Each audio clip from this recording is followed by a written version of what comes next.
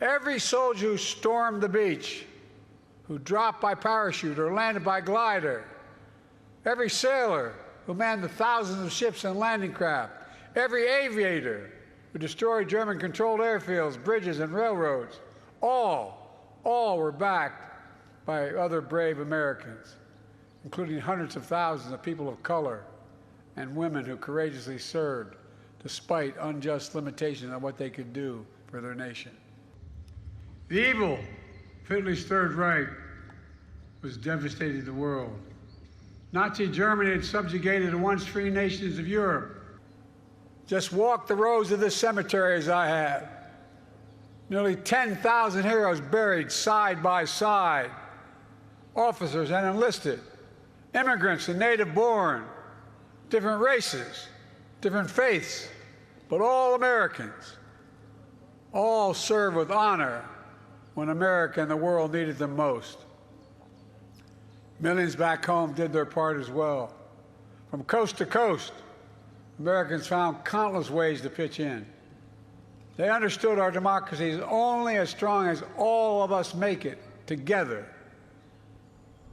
The men who fought here became heroes, not because they were the strongest or toughest or most fiercest, although they were, but because they were given an audacious mission, knowing, every one of them knew, the probability of dying was real.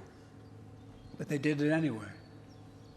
They knew, beyond any doubt, there are things that are worth fighting and dying for. Our honored veterans who met that test at the test of ages. Freedom is worth it. Democracy is worth it.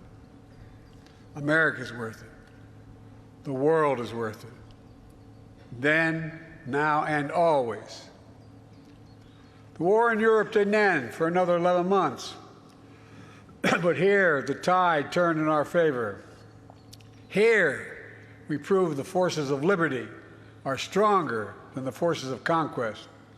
Here, we proved that the ideals of our democracy are stronger than any army or combination of armies in the entire world.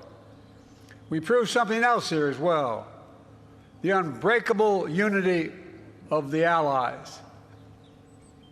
Here with us are men who served alongside the Americans that day, wearing different flags on their arms, but fighting with the same courage for the same purpose.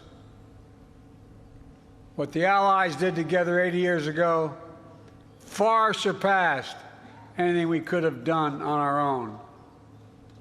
It was a powerful illustration of how alliances, real alliances, make us stronger. A lesson that I pray we Americans never forget. Every soldier who stormed the beach, who dropped by parachute or landed by glider, America's unique ability to bring countries together is an undeniable source of our strength and our power. Isolationism was not the answer 80 years ago and is not the answer today. Go back home to Arlington Cemetery.